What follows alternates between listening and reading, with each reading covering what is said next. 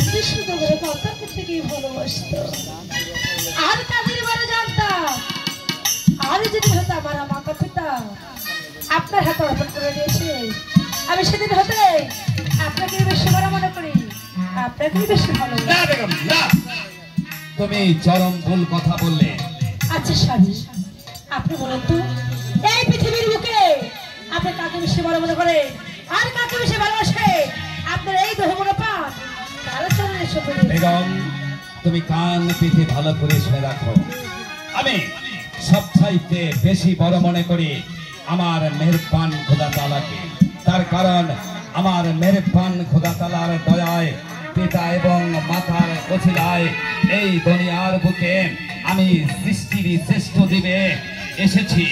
আর যখন নাবালক ছিলাম ভালোবাসতাম আমার পিতা এবং মাতাকে, আর ধীরে ধীরে যখন সাবালক হই, যখন আমি মাওলা আলী পাক পাঞ্জা তনকে ভালোবেসে আমার দরদি দয়াল জিন্দা পীর কালো গাজীর চরণে বিনা মূল্যে আমার দেহ মন প্রাণ ছুপে দিয়েছে, সেদিন হতে আমার মুর্শিদ দয়াল জিন্দা পীর কালো গাজীকে আমি বেশি ভালোবাসি।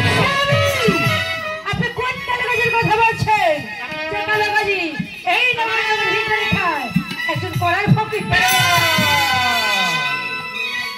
তোমার এত বড় স্পর্ধা, তুমি আমার বেগম হয়ে আমার সম্মুখে দাঁড়িয়ে আমার মসজিদ সম্পর্কে বিনক্তি প্রকাশ করেছ।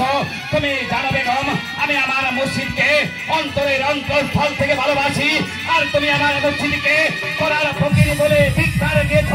জানো বেগম, তার পরিণাম কত ভয়ঙ্কর হতে পারে। আমার ভুল হয়ে গেছে, একটু বারের জন্য আমাকে ক্ষমা করে দিন। ওঠো বেগম, ওঠো বেগম।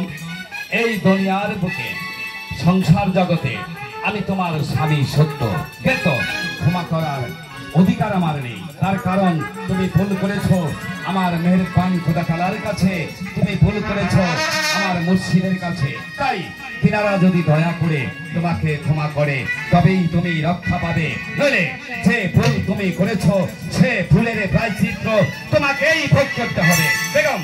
তাই তো বলছে, আর বিলম্ব না করে চলো অন্তঃপুরে গিয়ে দুজন মিলে যায় নামাজ বিছিয়ে নামাজ শেষে হাত তুলে আমার মেহেরবান খোদা তাআলার কাছে এবং আমার মুর্শিদ দয়াল জিন্দা পীর কালো গাজীর দরবারে ক্ষমা প্রার্থনা করবো। এসো বেগম, এসো। তাই চলছে।